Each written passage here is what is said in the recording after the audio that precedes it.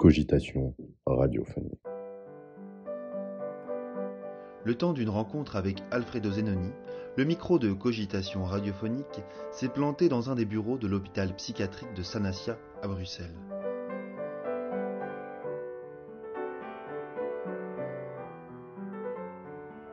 Alfredo Zenoni est psychanalyste, docteur en psychologie, membre de l'école de la cause freudienne et enseignant à la section clinique de Bruxelles. Il a travaillé comme psychologue et comme responsable thérapeutique dans un foyer de post-cure à Bruxelles jusqu'en 2004. Actuellement, il consulte en tant que psychanalyste en libéral.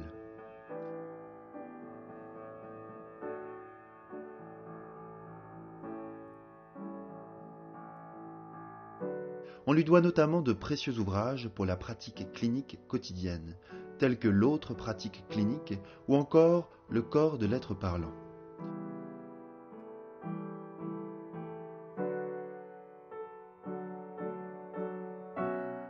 Dans ce premier épisode, Alfredo Zenoni nous parle de ses débuts en tant que clinicien et de sa rencontre avec la psychanalyse alors qu'il était étudiant en philosophie.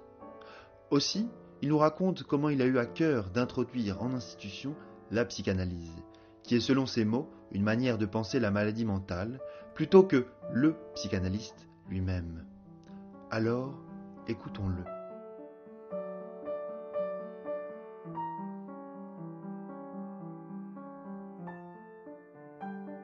Tout d'un coup, il y a eu une place de psychologue qui s'ouvrait. Moi, j'étais à l'université comme assistant. J'avais un travail dans un service d'orientation. Et puis, j'ai appris ça, place de psychologue, dans une maison psychiatrique. Alors, j'ai sauté sur l'occasion. Et en effet, ça a changé beaucoup de ma conception de la clinique et de la pratique. Il arrive maintenant d'ailleurs que des collègues à Paris, par exemple, disent « celui-là, il n'a pas fait de stage en institution, celui-là, il n'a pas travaillé en psychiatrie ». Donc, comme si ça faisait une petite différence quand même dans la conceptualisation et dans le style, peut-être, d'avoir eu l'expérience d'une autre clinique que celle du cabinet en libéral.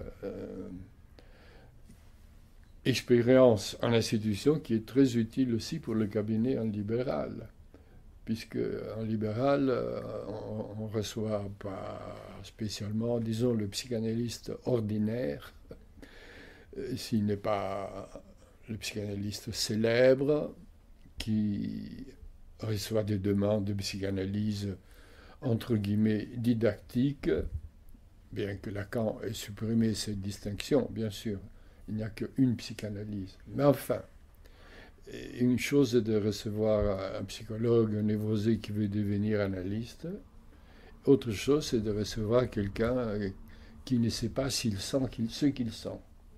Bon, c'est déjà différent. Donc ça permet d'avoir quand même une certaine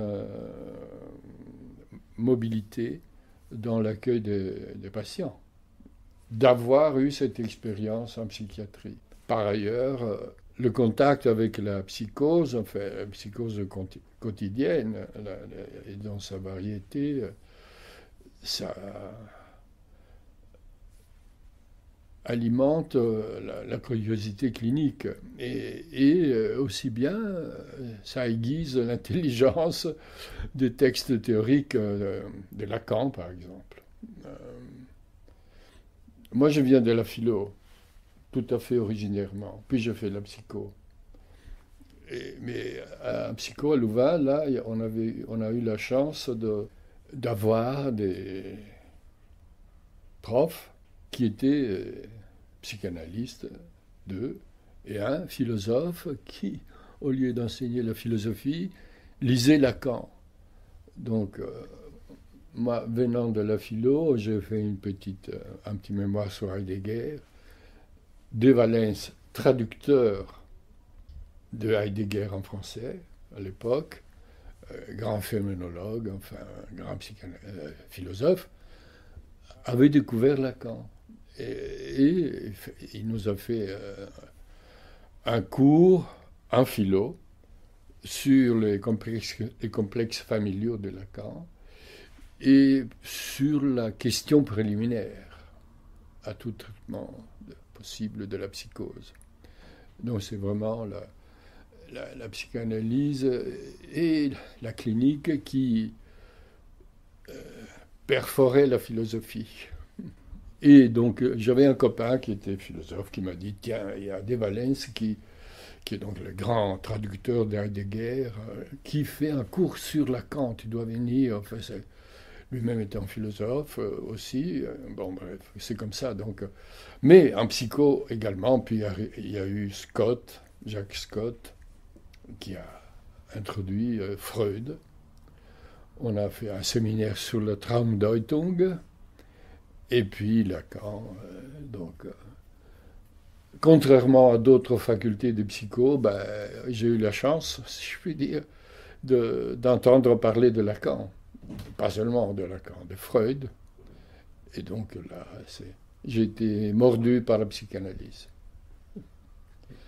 Mais la deuxième morsure, c'est d'aller travailler à une institution. C'est pas la même chose.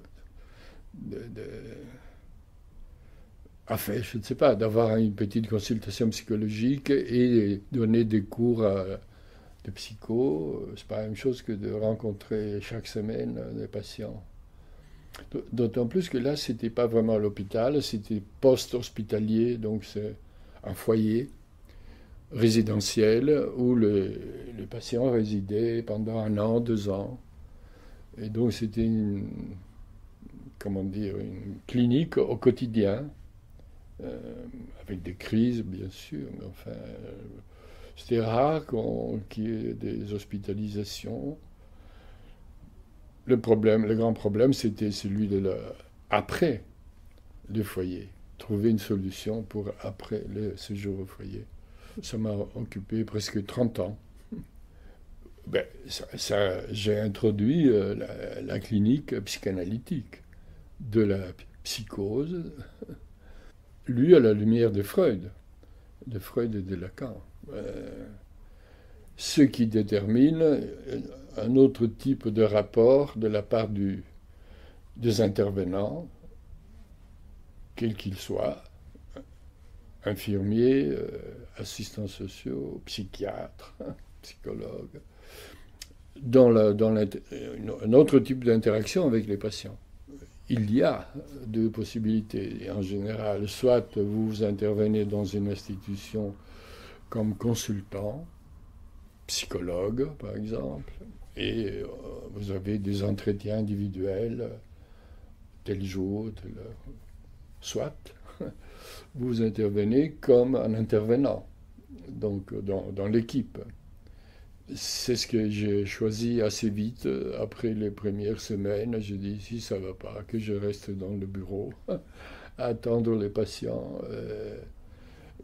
Alors qu'il y avait tout autour des problèmes dans l'institution, des crises. Il faut que ce soit une autre manière de faire. Et donc j'ai plutôt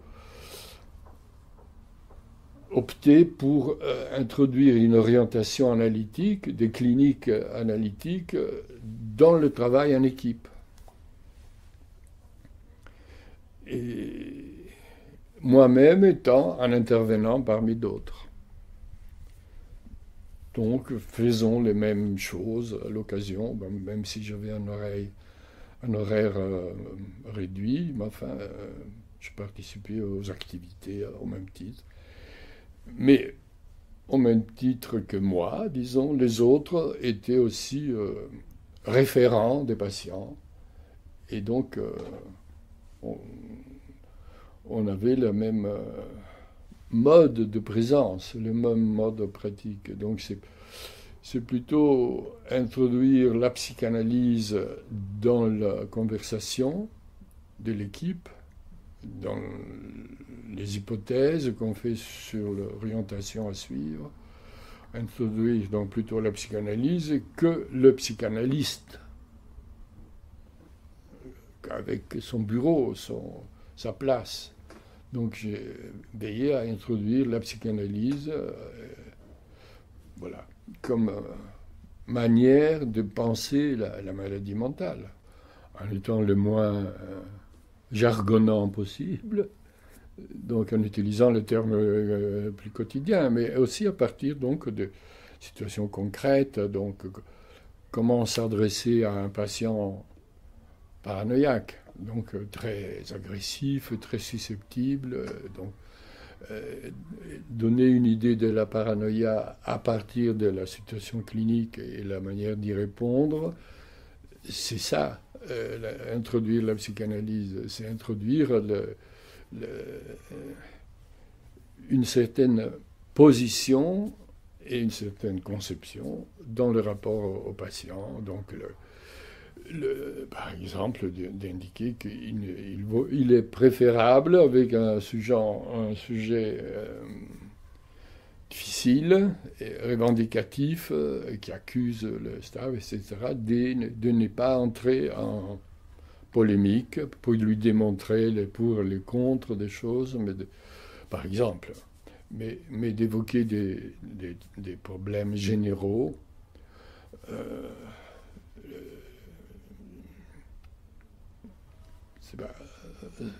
Par exemple, si le type insulte tout le monde, on peut lui dire dans cette maison, personne n'est autorisé à insulter. Même pas le directeur, ni le stagiaire.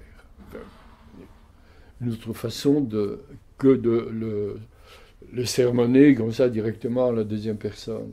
Enfin, par toutes des situations comme ça, on introduit une petite clinique de la paranoïa. C'est quoi le paranoïaque? Donc c'est l'inversion du transfert dans son éclat, dans la paranoïa érotomaniaque. Donc le sujet est l'objet de l'autre, il manque à l'autre. Le médecin directeur est amoureux de moi. Donc le transfert va vers le sujet. Il suppose que l'autre, ou bien il se sent persécuté. Tout le monde, alors, parfois d'une manière hallucinatoire, donc avec une caméra de télévision cachée dans sa chambre. Alors ça, c'est toujours l'autre qui le veut. Et donc, la paranoïa, c'est ça, c'est une sorte d'inversion de la position du sujet comme objet par rapport à l'autre. Qu'est-ce que l'objet? L'objet, donc, c'est une part de son être qui est perdue et qu'on cherche dans la vie. On est motivé par notre perte. Ou bien pas. Si l'objet n'est pas perdu, si le sujet est resté collé à son objet, il y a différents destins possibles, donc qui est effectivement d'être l'objet, de se sentir, de se considérer l'objet de l'autre, en bien ou en mal, si je puis dire, ou d'être lui-même son propre objet. C'est dans la schizophrénie, le sujet est tout à fait indifférent à ce qui se passe, éventuellement à sa santé, à sa manière d'être, il ne tient pas compte des autres, et il y a comme une espèce de excès de vie, de présence qui reste sur place. Et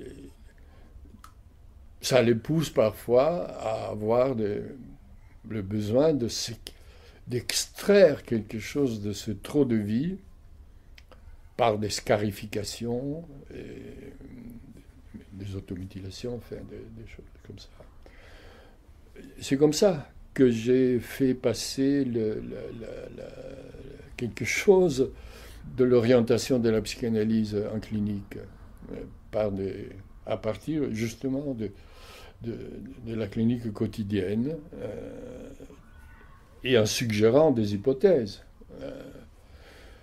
À partir du moment où la chose s'avère correspondre à ce qu'on rencontre dans d'autres patients et que ça a des effets de s'occuper d'une certaine attitude plutôt qu'une autre,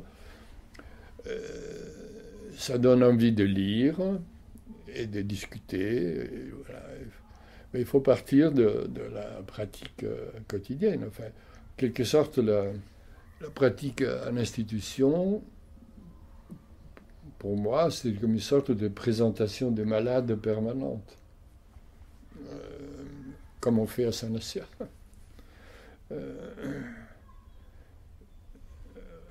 Oui. Et en même temps, c'est une thérapeutique. Enfin, ça permet. On a quand même un peu le temps d'élaborer avec les sujets certains bricolages, certaines solutions, découvrir des intérêts qu'il peut poursuivre au-delà du séjour. Enfin, c'est à la fois clinique et thérapeutique. Présence de la psychanalyse plutôt que du psychanalyste, comme tel, dans les institutions.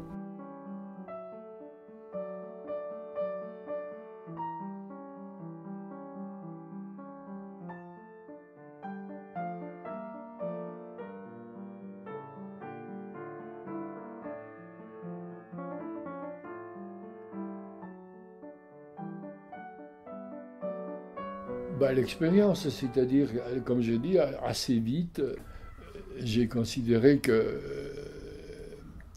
une pratique individuelle d'analyste dans son bureau à l'institution, s'agissant notamment la plupart du temps, de psychoses de différentes sortes, qui sortaient de l'hôpital, que cette pratique-là était inefficace. Et il y avait quelque chose à faire par rapport à la vie quotidienne de la vie institutionnelle. Donc, entre la présence des patients, une vingtaine, et autant d'intervenants, si l'accueil de ces patients, les réponses qu'on donne, les modes de rapport ne fait que réactiver justement ce qui fait la souffrance du sujet, justement, dans sa position d'objet du fantasme de l'autre. Il y a quelque chose à faire pour que, d'abord, la vie soit moins dramatique dans ces foyers. Il y a moins d'incidents, il y a moins de crises, et il y a quand même ça a assuré l'accueil des patients, de ces 20 patients. Là-dessus, c'est venu assez vite, enfin, l'idée de transmettre quelque chose de ce que j'avais appris, et de ce que j'apprenais, chemin faisant aussi, en étant là. Ce qui m'a intéressé, c'est la chose, plutôt que ma place dans l'institution. Enfin, ça m'a paru évident. C'était pas. Maintenant, la chose est assez évidente aussi, je vois, dans les institutions où nous sommes présents. Je dis nous, les membres du champ freudien. C'est cette orientation-là qu'on prend. Mais il reste toujours une petite nostalgie pour le bureau de l'analyste. Mais bon, il y a des bureaux dans toutes les institutions, mais il ne faut pas spécialement le bureau du psychologue. D'abord, on est engagé comme psychologue ou comme psychiatre, ou infirmier. Enfin, c'est déjà un peu décalé ou prétentieux de mettre psychanalyste sur le bureau, même sur le pas de bureau. Ensuite, s'il y a une certaine interaction entre les travailleurs, les intervenants, eh bien, c'est favorable pour l'accompagnement du sujet. Le fait de choses très simples, de dire, voilà, je prends une bonne note de ce qu'il a dit, de type qui est furieux pour ce qu'on lui a fait, etc. J'en prends bonne note, je transmets ça au staff. C'est déjà un pas c'est déjà une prise de distance, que simplement l'interaction duel avec lui pour le persuader, le raisonner. Enfin, ce sont toutes petites choses qui apparaissent si vous êtes un peu présent dans la pratique de l'institution. Enfin, et d'autre part, il y a quelque chose de la contamination psychanalytique qui s'est produite auprès des autres praticiens et des stagiaires qui a ensuite SM dans d'autres institutions. Il faut dire que je n'étais pas tout à fait seul. Hein. Il y avait nos collègues qui travaillaient dans les institutions pour enfants. Là, moi, c'était adulte. Pour enfants, et là, c'était encore plus évident pour eux que, enfin, pour mon compatriote Antonio Di Ciaccia, qu'il s'agissait de créer une façon d'être avec les enfants psychotiques qui n'avait pas pour centre le fait d'avoir un entretien avec le psychanalyste, mais de créer des modes de présence, des modes d'interaction qui permettent à l'enfant de ne pas être persécuté, c'est encore plus sensible, je veux dire, dans la pratique avec les enfants.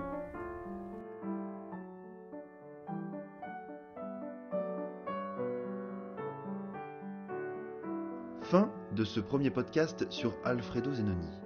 Il a été réalisé par Samba Dé au piano et Paul Poulain au micro.